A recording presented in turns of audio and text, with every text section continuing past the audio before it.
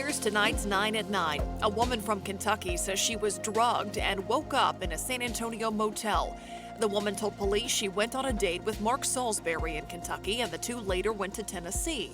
At some point, the woman says she was given a drink, passed out, and woke up in a motel near the San Antonio airport. Salisbury and another woman, Charlotte Ulrich, were both arrested and are facing human trafficking charges. Dozens of people were hurt after a large explosion destroyed a house and damaged several other buildings in Linköping, Sweden, southwest of Stockholm. Several victims of the blast had to be rescued after exterior walls were blown off a nearby apartment complex.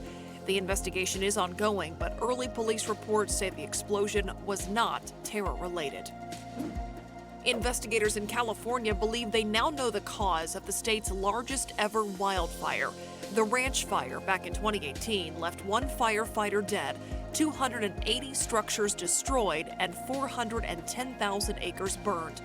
California fire officials now saying that fire was caused by a spark of hot metal fragment from a hammer driving a metal stake into the ground. No charges have been filed in connection to that fire.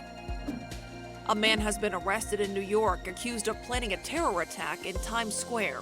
Police say the suspect, 22-year-old Ashkil Alam, is charged with knowingly receiving two pistols with serial numbers scratched off.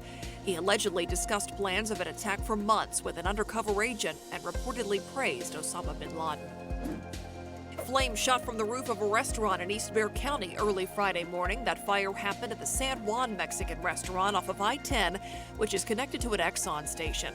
It took 5 different departments about 45 minutes to get those flames out. Investigators say the cause was electrical. The U.S. Navy at odds with the Russian Navy after warships from each country nearly collided in the Pacific. The ships came within 50 to 165 feet of each other.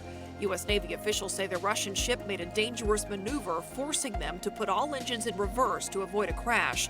Russian Navy officials say it was the U.S. ship that made the wrong move. Authorities in Oregon have confirmed the death of former Disney Mouseketeer Dennis Day. The 76-year-old disappeared last year. His car later turned up on the Oregon coast with 2 people inside who did not know Day. His remains were later found on the property where he lived. Day's family announced in a Facebook post the medical examiner's office had finally confirmed the remains were indeed Day's. The cause of death is still unknown. According to the National Oceanic and Atmospheric Administration, May was the second wettest month in the U.S. since record-keeping began 125 years ago, and the past 12 months have been the wettest ever on record. Scientists say it's due to massive thunderstorms that have produced more than 500 tornadoes. The U.S. Bureau of Labor says the economy added 75,000 jobs in May. It's a low number that was well below what experts predicted. The unemployment rate remained at 3.6%. Experts say it's possible job creation slowed because of a lack of people looking for jobs after 8 years of continuous job creation. To read more about these 9 stories, go to ksat.com/news at 9.